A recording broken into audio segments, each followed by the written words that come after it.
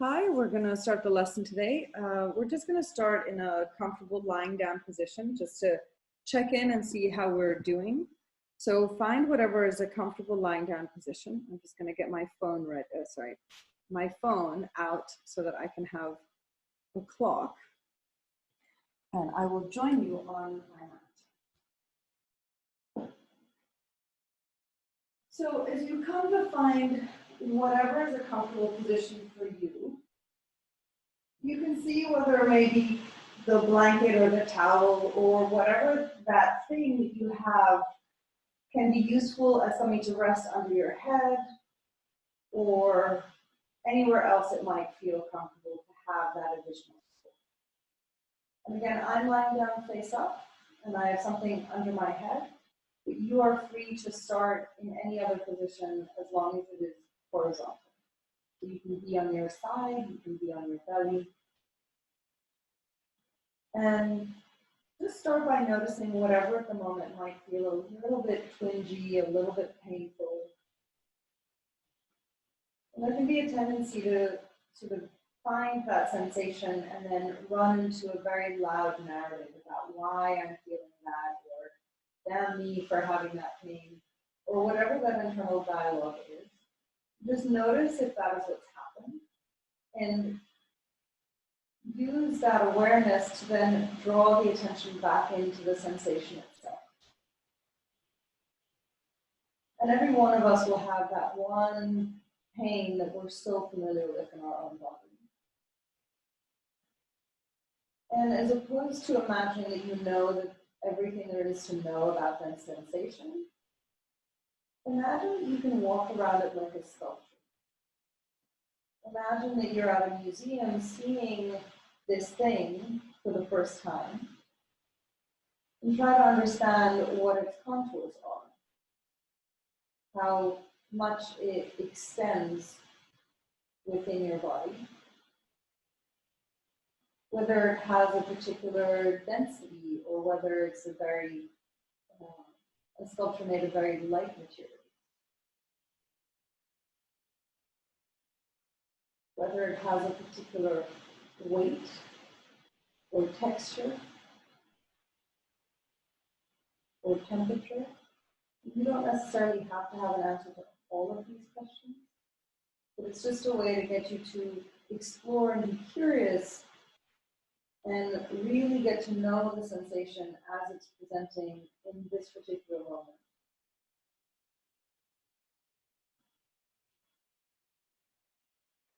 And if there's more than one twingy, achy part of your body, then you can do this sort of exploration with each of those sensations.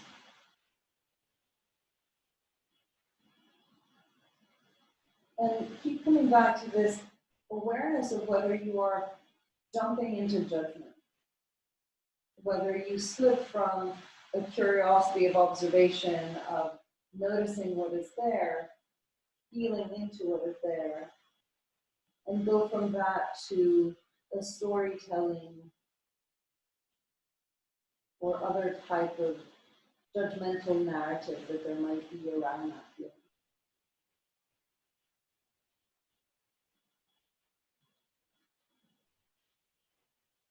And then be aware of everything else that might be going on that is worthy of your attention. Whether it's the particular emotional state at the moment, whether it's the sense of how tired you feel. And there can be different levels of that. You can have one degree of tiredness from a mental perspective, which might be different at a physical perspective. There might be something else entirely going on an emotional level. So you can check in with each of those, or just notice what is most relevant to you.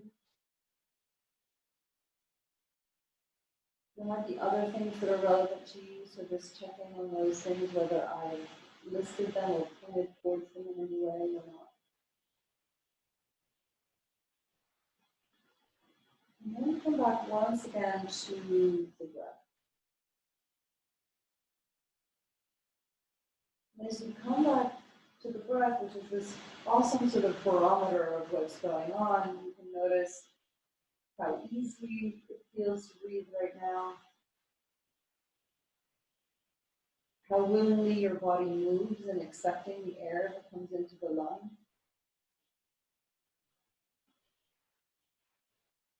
What sort of capacity or length does your breath have in this particular moment?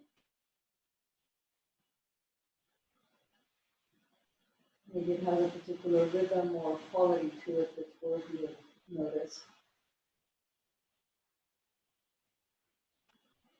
And then one of my favorite things, see if you can sigh in such a way, making a little bit of a sound, releasing maybe the tongue from the top of the mouth, or releasing the jaw, the teeth, the lips.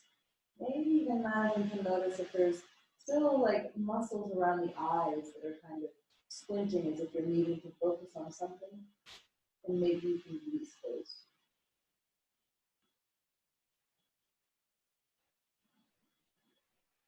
And if you are not already lying on your back, then slowly come to roll onto your back.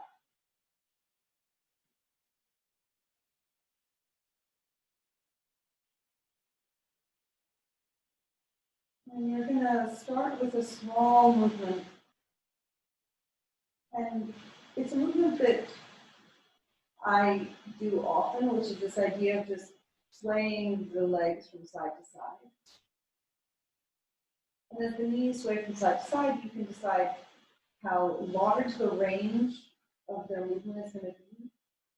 Does it feel okay for the knees just to do a very small range of motion?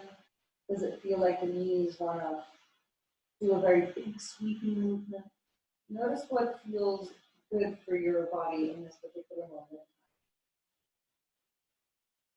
And bring your awareness to how the surface of the foot resting on the mat changes based on where the knees are in space, based on where the hips are in space.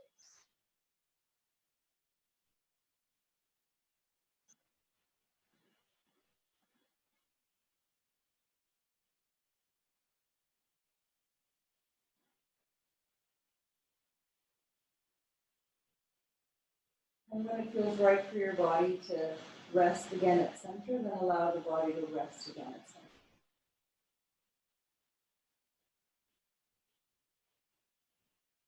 And do just a very small movement with your head. And the movement can get as large as feels comfortable, but there's no destination. There's no right way to do the movement.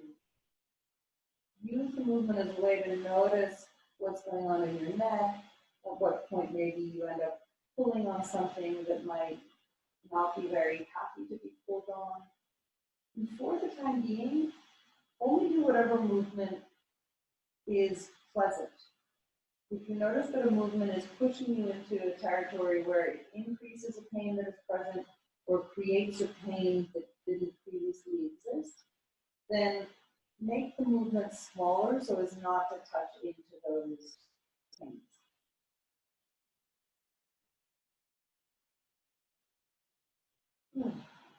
And again, notice when it feels right for your body to stop at center.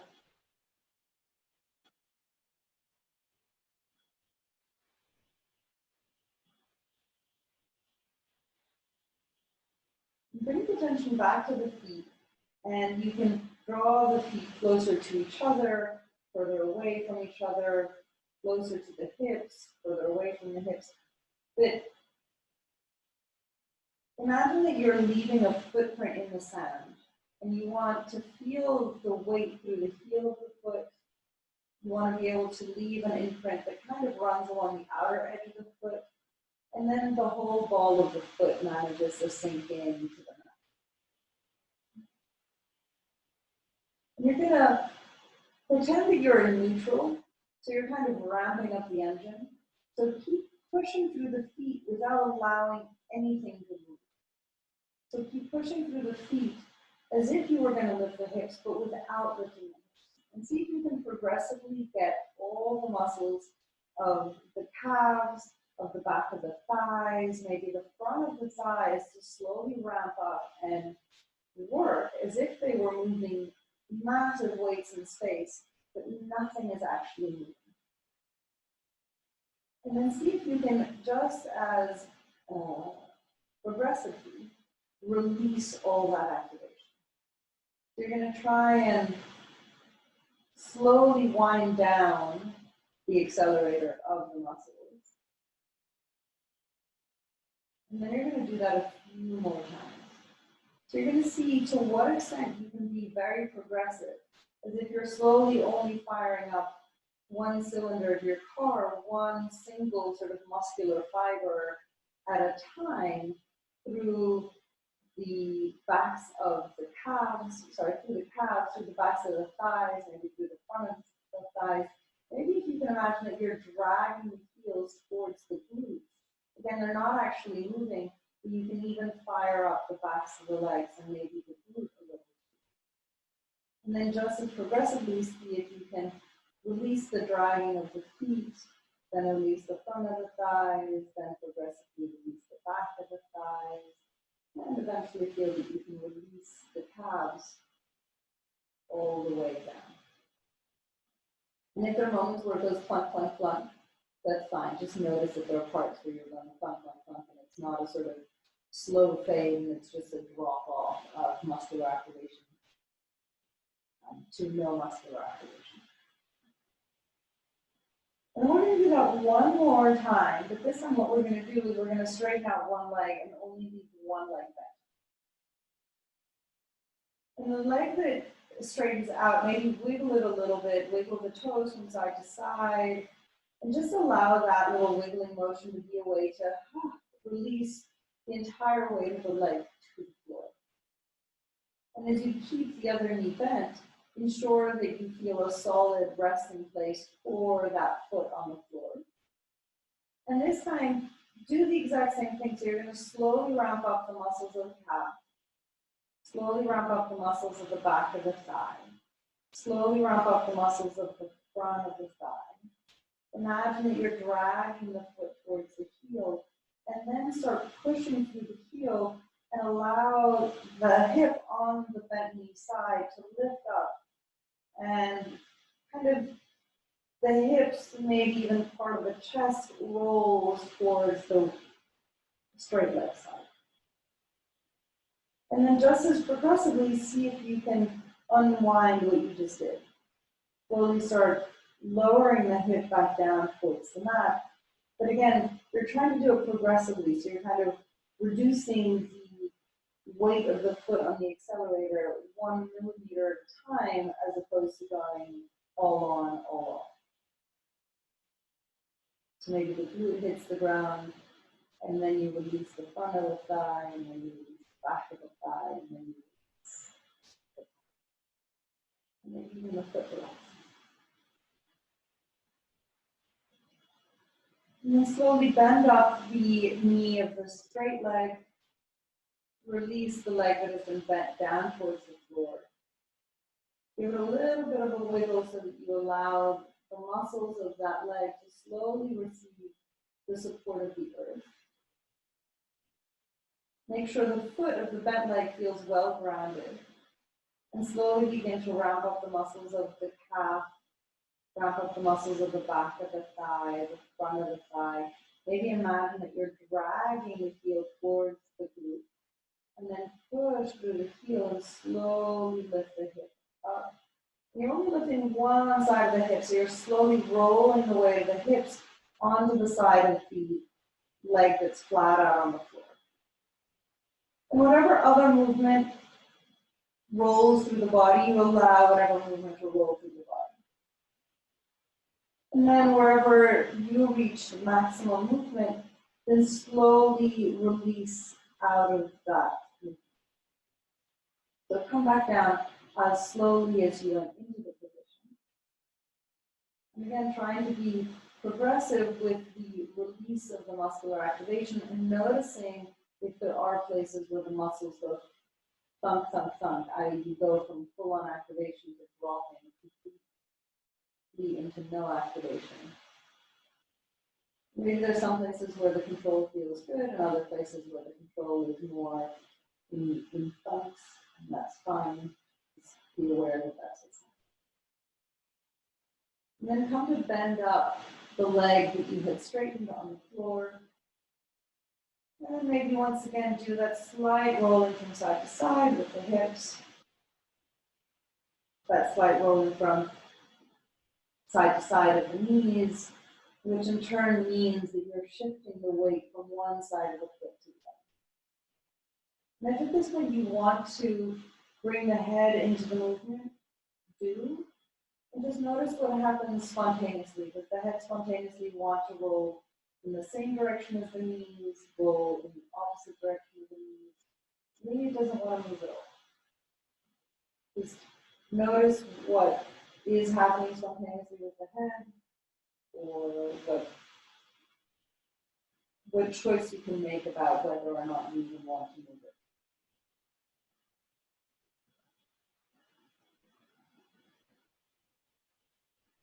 Once again, whenever it feels that the body wants to stop and settle at center, allow the body to stop and settle at center. Maybe your body coincides with whenever my words come out. Your body might have stopped sooner, your body might want to continue a little bit longer. So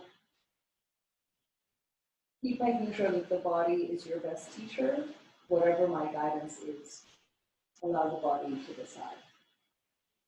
And now what you're going to do is sort of fold up the mat. You're going to lift your feet off the floor and fold up the mat so that your heels can rest on the floor.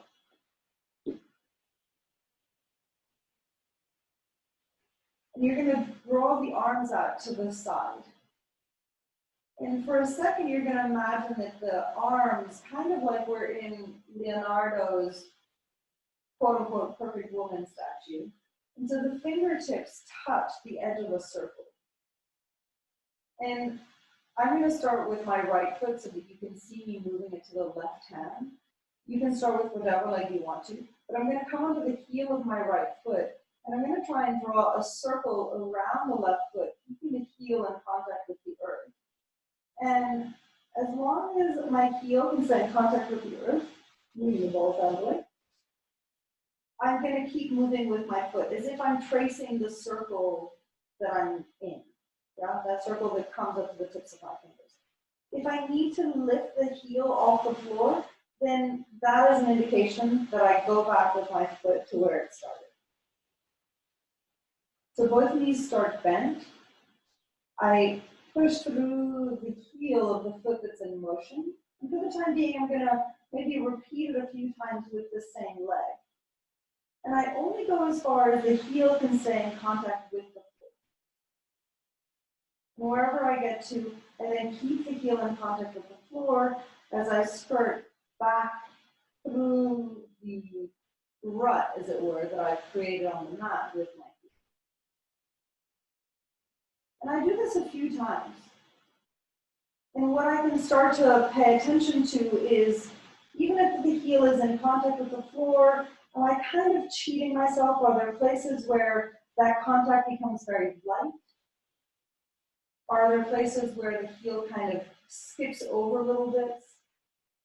Are there places where the movement is accelerating or running?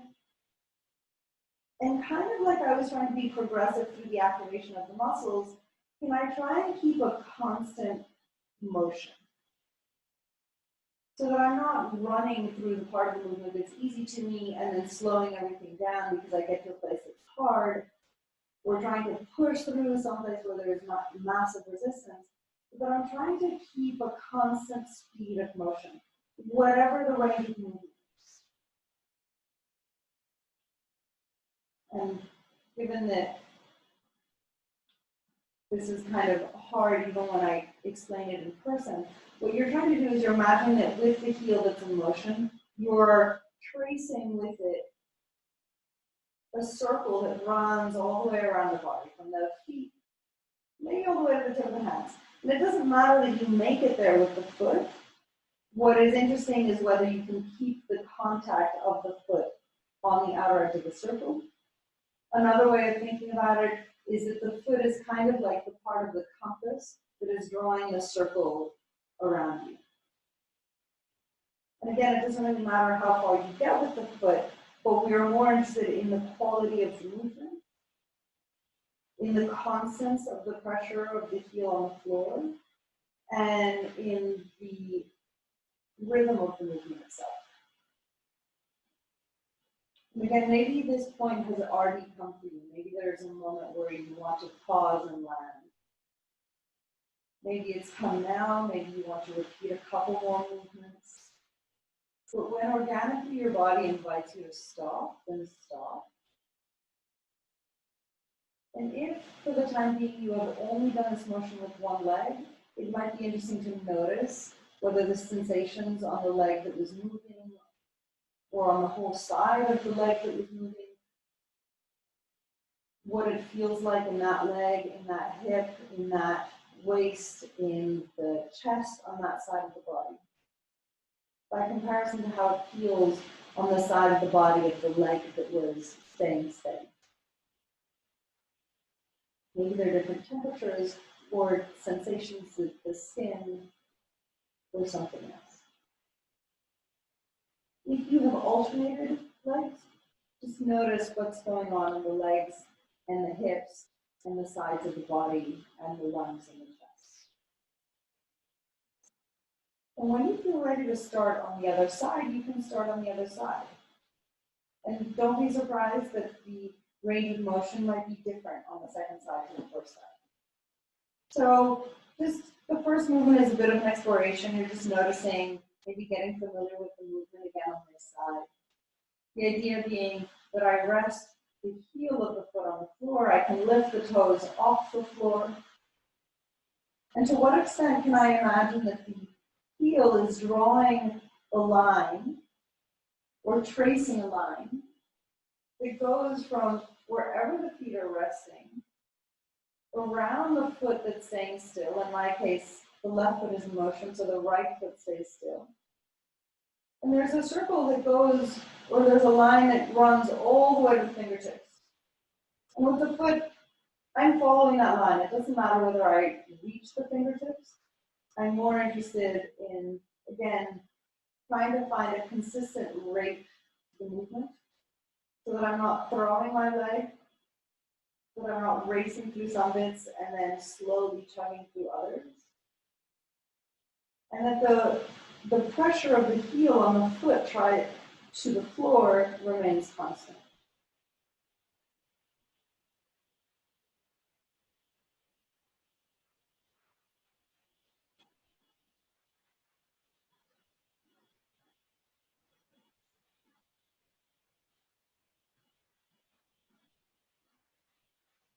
And I keep repeating this as many times as I want, as many times as I can remain kind of curious and just notice what's happening, how the sensations in the body changes, how maybe the activation of the muscles change in the legs or in the leg that's in motion or the leg that's staying still, or the hips or the ribs or the breath.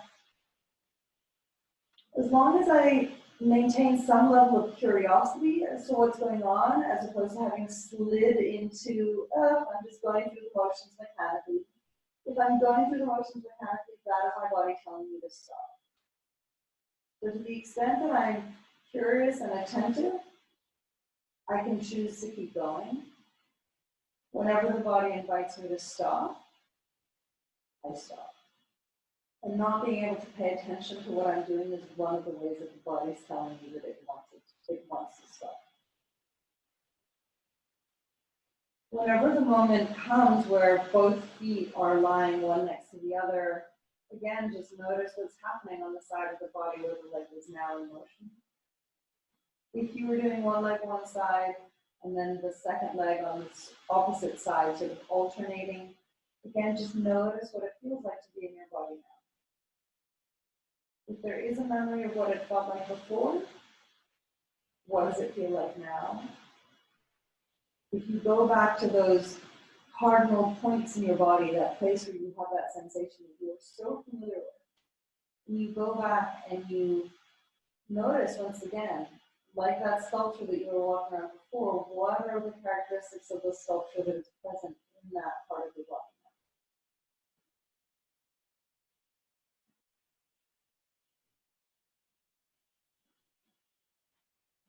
Then you can observe texture or temperature or density or size.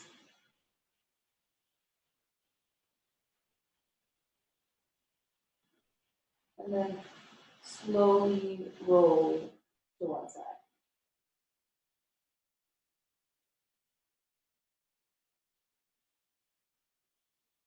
You can rest for a second on your side. And then from there, you're going to slowly roll yourself up to all fours. And at this point, you can unroll your mat.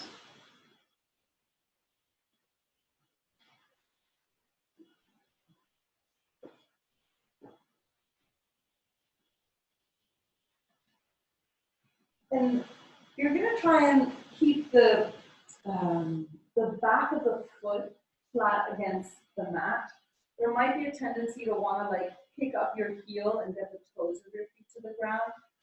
So notice if that's happening and see if you can softly encourage the neck of the foot, the sort of front of the heel, sorry, the front of the ankle and front of the foot to rest on the mat.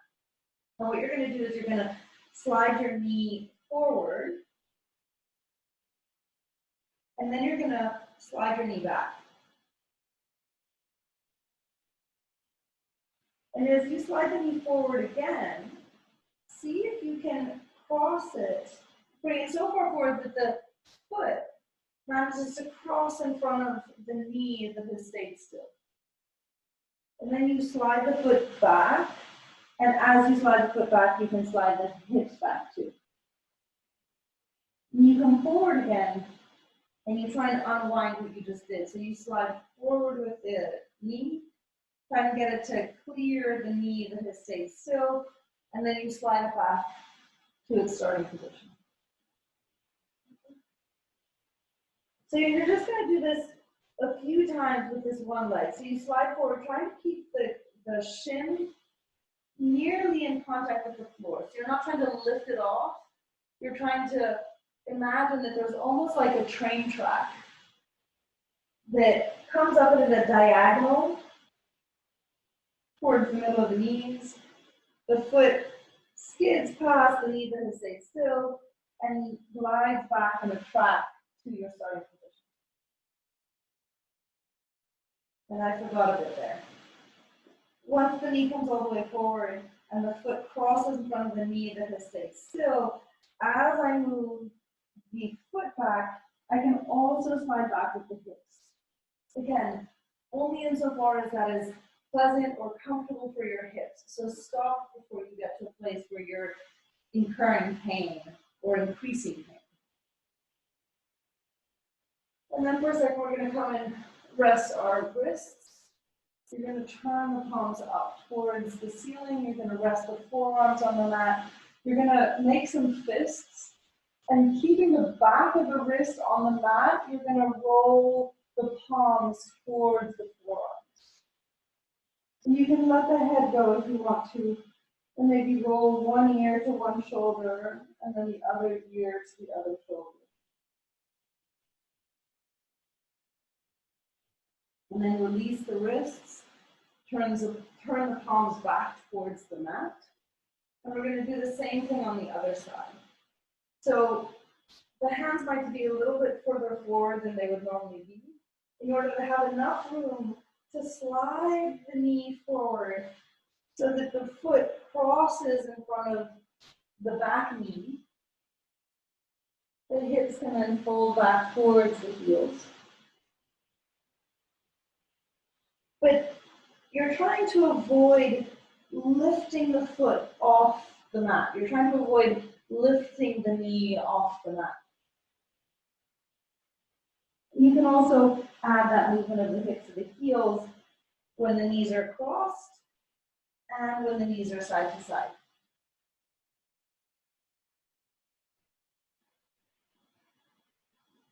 And you're just going to keep going, kind of at your own pace. See what works for you.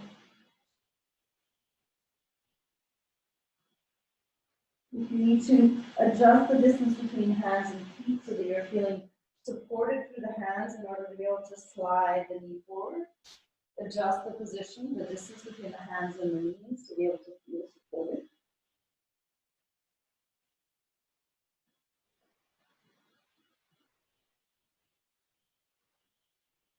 And when it feels right to you, you can once again come down onto your forearms, rotate the palms up towards the sky. And this time you're going to stretch out through the palm.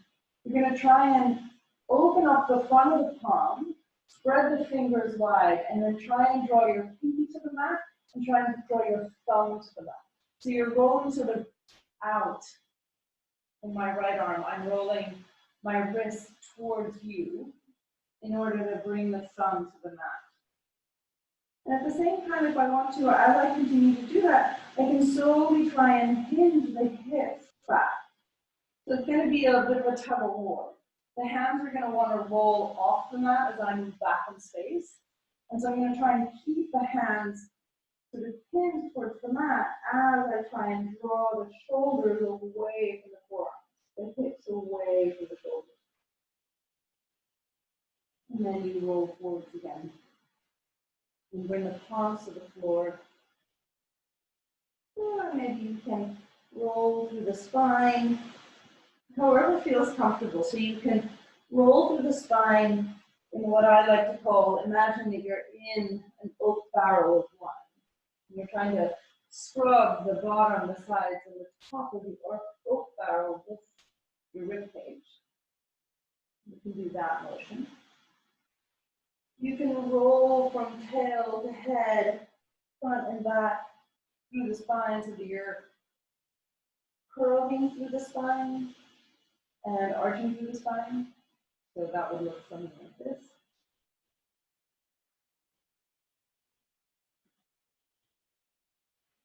You can even move from side to side so that you're looking over one shoulder, you're drawing the hip towards the shoulder that you're looking over.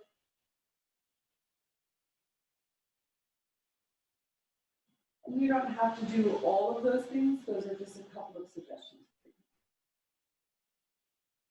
And then you're going to slowly bring the heels up towards your glute. You are finally going to tuck your toes under. And see if you can bring the hips towards the heels. And it might be a yes, it might be a no. You're going to slowly see, just a few times, of sort of pulsing in a controlled way, the weight back towards the feet, and then coming back towards open. You're going to try and keep the toes in contact with the mat, the pinky toes as well as the big toe. And this might stretch out the whole fascia of the sole of the foot. Wherever you get to with your hips, see if you can slowly walk your hands back to your knees so that you're slightly more vertical over your hips. And then maybe your hips might not be this low, your hips might be higher, that's fine. See how much weight you can comfortably bring towards your feet. This is a very challenging thing for us humans who wear shoes, for all of us. So don't be surprised if it's extremely ouchy. Don't push into it too far, come back out of it, and then maybe ease into it again.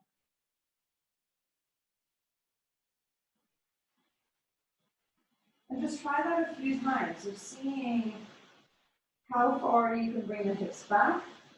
Not because farther is better, but you are slightly trying to challenge what you would, or at least see what the limit of what feels comfortable is.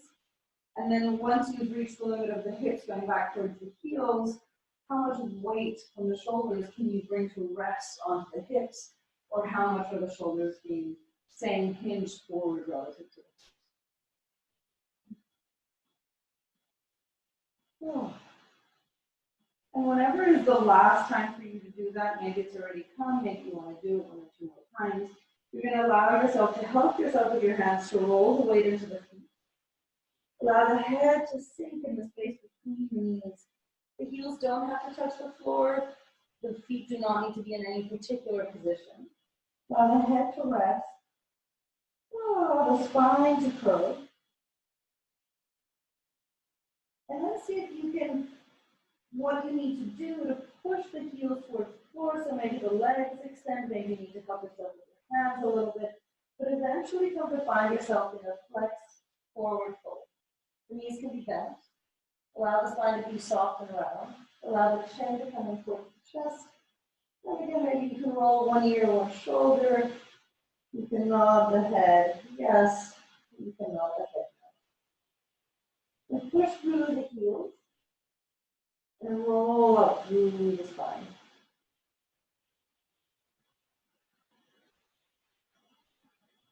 And when you come to standing, notice if there's a temptation to want to adjust the position of the shoulder blades or adjust the position of the head. And to the extent possible, you just leave everything exactly where the body puts it, as opposed to you needing to put it where you think it should. And once you are vertical, whether the eyes are open or the eyes are closed, can you do exactly what we did when we were lying down? Just noticing what feels you have in your body. If you want to check in with that sensation that's so familiar to you, how is it presenting in this moment in time? If you bring your attention once again to the energetic level of the physical body, on an emotional level, on a mental level, what's going on with your breath?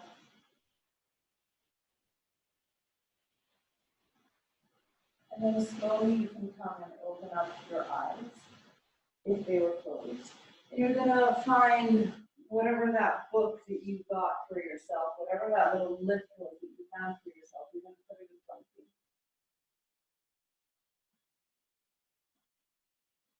I'm going to maybe do it this way so that it's easier for you guys to see. But I'm going to rest the foot on the sort of edge, yeah? So you should do this two ways. One is that I'm bringing the foot kind of to be, the inner edge of the foot lines up with the edge of the prop. And it's just the ball of the foot that's on the prop. I'm going to turn front on again.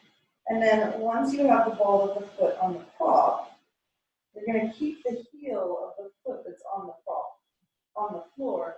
You're just going to see how big a step can you take with the other foot. Yeah?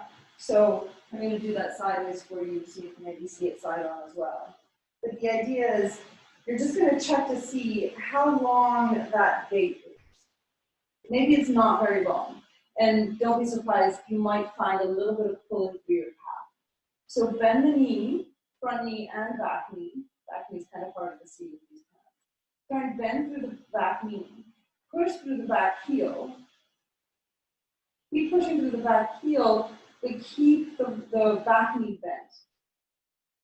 So as you bend through the knee, push through the heel. And then come back to your starting position and see if you can do that again. So you're going to keep the ball of the foot on the block. And again, you're just going to check to see how big that step is. And just notice if anything has changed. Maybe nothing has changed, that's fine. And again, do the exact same thing. So bend through the back knee. And push through the heel of the back foot towards the mat as you try and bend through the back knee. So you're bending and creating pressure through the back heel at the same time, which is kind of counterintuitive for our muscles. So it's like, what? You're trying to get me to push off of something and you're trying to lengthen at the same time. And that's exactly kind of the duality that we're playing with. I'm going to bring myself slightly closer to a wall, and you might want to do the same. We're staying with the same foot on the block. You're going to find a way to find your balance on the foot that's on the block. And this foot can rest. I'm trying to keep it here so you can see what's happening with the other foot. But the idea is that I bend the back knee again. So I'm bending the back knee. Don't worry about what I'm doing with my top leg. You can keep your top leg down. But then I'm trying to push through the heel of the bottom foot without straightening the back leg. So I keep the back leg bent as I try and lift the heel, push with the ball of the foot so that I lift my entire body up by straightening my ankle. And you should kind of feel this in your calf. If you're feeling it anywhere else, my bet is that you're straightening the knee as you push through the heel. You don't have to do that too many times, and then you're gonna take both feet back towards the floor, and you're gonna roll back down through the spine. So you can bend the knees, allow the shoulders to release. If the hands need to accompany you on the way down, absolutely do that. We do not want to be creating more inflammation to the back if the back is, for whatever reason, unhappy. And when you get back to this forward fold, I know we didn't stop here incredibly long, but just notice what's happening in the calf and in the leg of the foot that was on the block, relative to what you might be feeling in the calf and the back of the leg of the foot that was taking the step forward. And maybe that difference, if there is a difference, stretches beyond the leg and into the back of the head and maybe even into the neck and the eye socket and the shoulders. And once again, find the heels and push through the heels to roll back up through the spine. And once again, as you come up to standing, allow the shoulder blades to just rest wherever they land without you needing to adjust them, and the head to just arrive wherever it arrives. And do that check-in once again, just noticing how it feels to stand now. What's happening in the leg that was on the block relative to the leg that was always on that was not on the block. Then you can check in with those sensations, and you can check in with the energy levels, the sense of balance, the amount of mental activation, the movement of the foot. And if you have been doing that with your eyes closed, then open up your eyes. Again, you're going to come and do the same thing on the other side. So, I put the ball of the foot on the mat. The inner edge of the foot matches up with the inner edge of whatever it is that is under my foot. Apologies, if you have something that's very high under your big toe, this would be more challenging for you than it is for me. The lower the thing you have underneath the ball of the foot, the less challenge it is for our naturally for human living imposed short calves.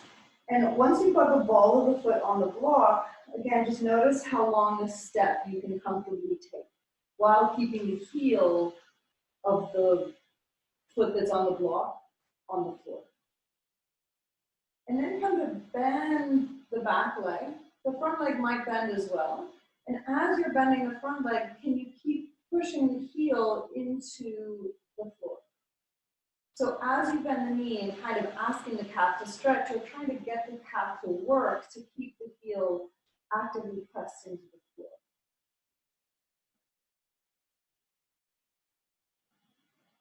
You can do that and release that a few times. And when you do want to come and ease off completely, when you come into it again, just notice if the step that you're able to take is exactly what it was before, or if it has changed in any way.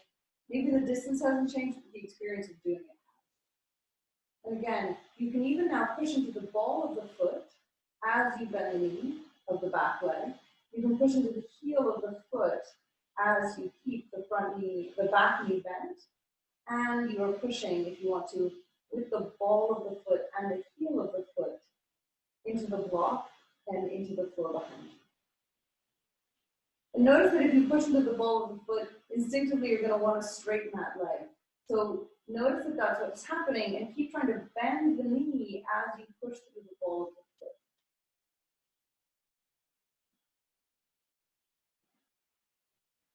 And then you're going to release.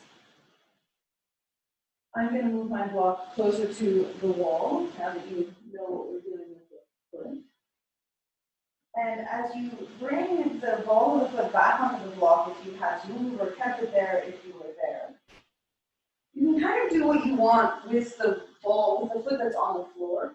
You're gonna once again bend the knee of the foot that's on the block, and you're gonna see if you can push through the heel of the back foot, kind of through the toes of the back foot, to keep the knee bent, but lift the whole body up in space. And it's really counterintuitive. So if it's super easy, because it feels like it's something you've done 100 times before, unless you have done this 100 times before, chances are you're not keeping the knee bent, and you're actually just sort of bouncing up and down and straightening the knee. So just be aware if that's what's happening. And you're trying to sort of be very controlled about the way you lift and lower the heel off. Again, you don't need to do it 100 times. A couple will be more than sufficient. One might be more than enough. And then come back onto the mat, bring both feet down towards the floor, leave the block wherever it is. And once again, can you roll down through the spine, bending the knees.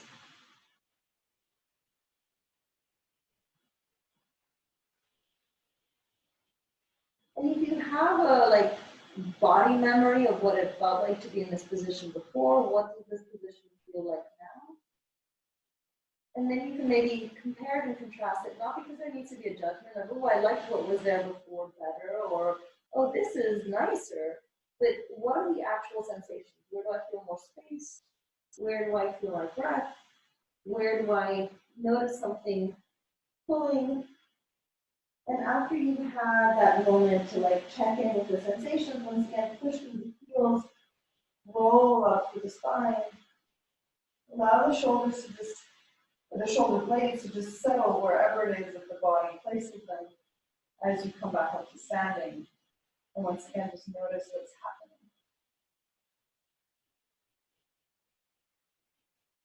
We're going to do one last thing. And there are a couple of details that go into this, so I'm going to, for a second, I'm not stripping, I am wearing something underneath. But just sort of check in with the ribs. So a lot of us will have the tendency to do this, to push out the belly and have the ribs flare. And other of us will have the opposite tendency, to kind of be slouched and be rounding through the lower back. And we're trying to find a middle ground between the two. So maybe curl in through the whole spine, so tailbone forward, chin forward. Place the hands on the ribs so you kind of feel like the ribs are tucked in underneath the surface of the belly. And you're going to try and keep the ribs there as you allow the tailbone to slightly bring a curve back into the lowest part of your back. Notice what's happening with the head. The head might be slightly forward, that's fine. Just get sort of some idea of what this feels like. It might feel a little bit strange compared to what you're used to when you stand. You're going to have to let all of that go. If you're so close to a wall, you might want to hold onto the wall for balance as you come and grab the ankle of one foot.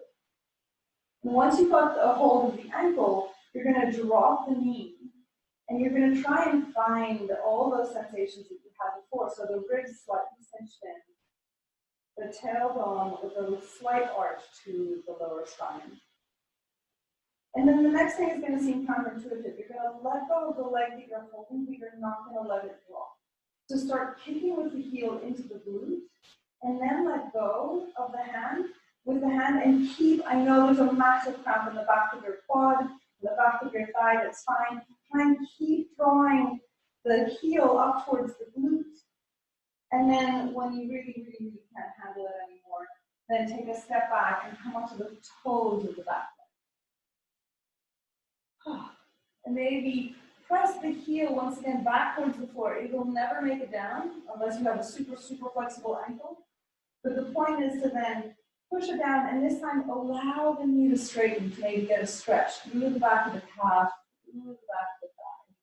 And then you can bend the knee again and do that again. Push through the back of the heel, maybe for a second, keep the knee bent with the heel lifted, and then maybe the heel will come back to the floor as you stretch out through the leg. And then push up to bring yourself back to standing. Just for a second, notice once again what's happening in the leg that was lifted and released. relative to the leg that has been holding us up all this time. Maybe in other parts of the body, above and beyond the feet and the legs that we've been working. I'm gonna turn over so I can give you the leg that's lifting. And again, do that thing where you curl in from the top of the spine, from the bottom of the spine. Notice where the ribs are. Try and keep the ribs kind of quiet and lower to where they are now as you find a natural lumbar arch. And again, you're going to try and find your balance on one leg without disturbing too much of that. You might have to disturb some of that, see if you want the wall next to you to find the angle of the opposite foot. When you find the opposite foot in your hand, then release whatever you had to do to get there. So maybe you need to release through the front of the thigh. Maybe you need to readjust the ribs. And then start drawing the heel of the lifted foot towards the bottom, the buttocks. And then release the hand, but don't drop the foot. Keep trying to pick up with the heel towards the glute. Try not to bring the knee forward, keep the knee back. Try not to flare the ribs, keep the ribs cinched in. And then when you want to release that foot, or when the body tells you to release that foot, take a step back, come onto the toes of the back foot. Keep the back knee bent for a second. See if you can push up through the heel as you keep the knee bent. And then see what happens as you begin to straighten out the leg. Maybe get a bit of stretch to the back of the calf and the back of the thigh. And then bend it once again. Maybe come a little bit lower with the hips.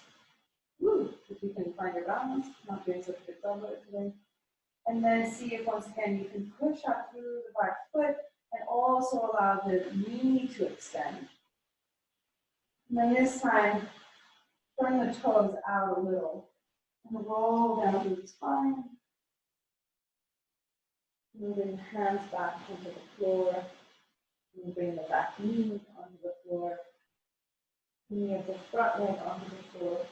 And then do whatever feels good for your body. Maybe walking the hips forward and back to the heels. Maybe moving out to the spine. Maybe you want to come straight down and lie on the floor.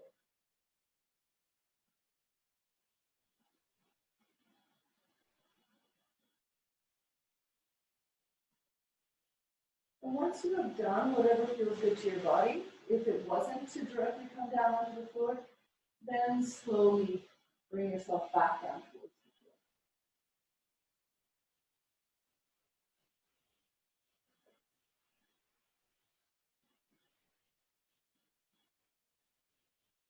the floor. And if you need to finish early, then allow this to be your final relaxation, whether it's on your back or in a different comfortable position for you. If you're here with us through the end of the lesson, then draw the arms out once again to shoulder height. Open the palms up towards the ceiling. Try and keep the arms stretched out, and without lifting the chest, can you push the back of the hands, back of the arms into the floor. And then you're going to roll the palms of the hand towards the floor. And again, can you push through the forearm, the palm of the hand, into the floor. Again, without lifting the ribs off the floor. And then release, and maybe notice how much the ribs sink into the floor. And do that again, roll the palms open. Notice the contact of the back ribs onto the floor. And try to not disturb that as you push through the backs of the hands, through the back of the forearms, through the whole length of the arms into the floor. And then release that progressively. Turn the palms towards the floor. Again, notice the backs of the ribs touching into the mat. Try and not have the lumbar spine pushing into the mat. And again, can you push with the hands into the mat as you keep the ribs rested on the mat. And then last little thing, you're going to roll the palms open once again. And the first time, I'm going to suggest you do this with your eyes open. You're going to slowly lift the arms up off the floor. And we're gonna get the fingertips to meet so that they're directly vertical above your heart and that they're directly centered over the sternum. And then you're going to draw the hands back down towards the floor. And once the hands are back down, you're going to close your eyes. And as slowly as humanly possible, you're going to do that again.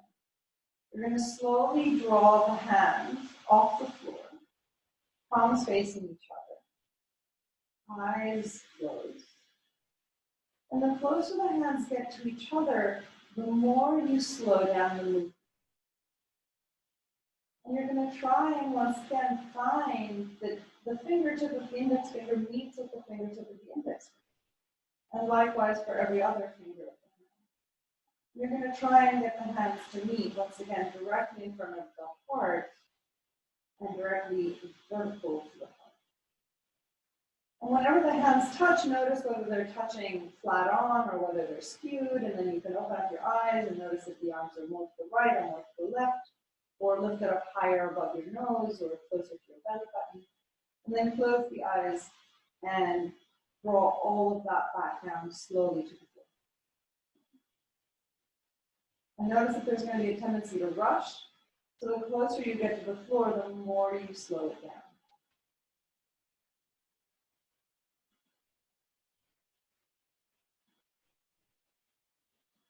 And then you're going to do it again. Keep the eyes closed. And very, very, very slowly draw the hands up towards each other. The closer the hands get, the slower you move.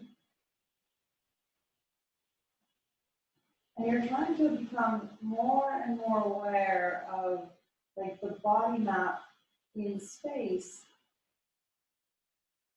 but not doing it because you see where the body is, but because you can feel where the body is.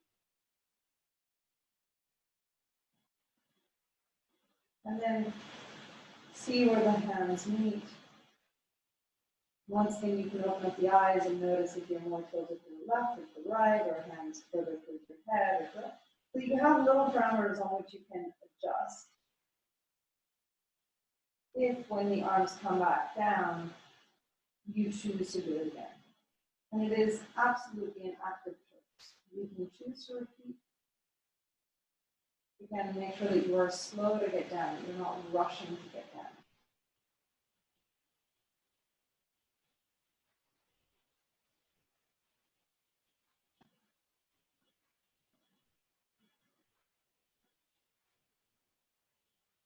Whenever it is that your body chooses to stop, you're going to see if the body is happy to roll the chin maybe to one side, maybe to the other, back and forth. You can slowly then draw the hands in towards the throat. You can slowly use the pads of the fingers to sort of stroke from the ears, from the jawline, down your throat, towards your collarbone. And it's a kind of light thing. It's as if you're sort of spreading a very light layer of face paint. Just massaging a little bit round through the back of the neck, a little bit more through the sides of the ear, a little bit more towards the jawline. If you're using both hands on one side of the neck, and then across the other.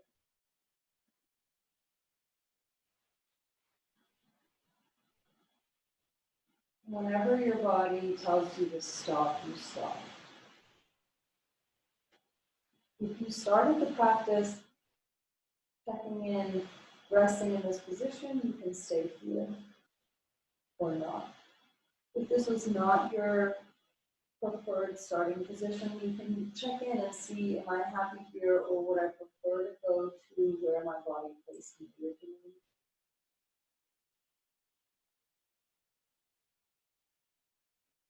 And whatever position your body chooses to be in, whether on your side, on your back, or on your belly. Once again, just check in with the map of your body. And it's a sort of 3D holographic map. How does the body feel? Rather, where is the body feeling what? Maybe there's heat, maybe there's tingling, maybe there's weight. Then check in with that sculpture that we looked at the beginning of the lesson. We're walking around the room again. How does the sculpture compare? Is there something new that was noticeable? Something that was very obvious before that now you see at a loss to be able to find? And again, check in with what is going on in terms of the amount of energy that the body feels, maybe the quality of the energy that's present.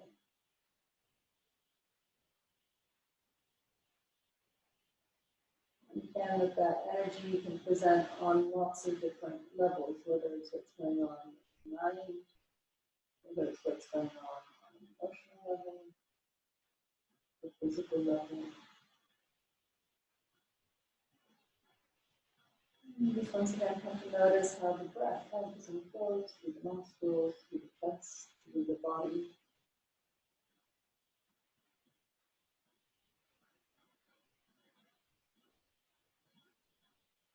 I'm going to slowly roll to one side and up to sitting. That is not for the moment an invitation for you to do the same unless you feel that you want to. Otherwise, happily stay in your relaxation. Keep feeling and noticing where the body is able to just drop its weight into the floor.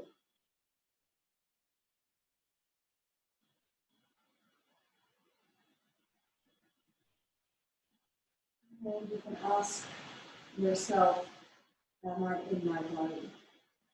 Just notice what answer the body comes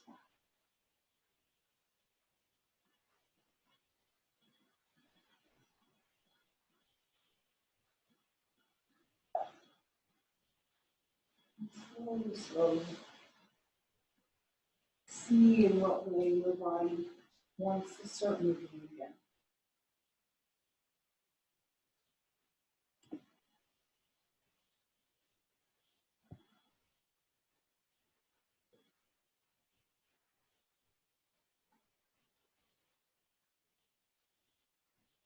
And slowly see how, from those movements, you want to find yourself, if you are not already there, rolled onto one side. And once you get there, give yourself a few breaths in that position.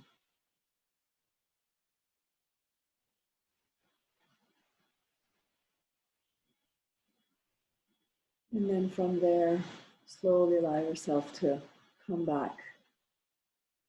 If you want, you are in your own living room. You can choose to stay there as long as you please.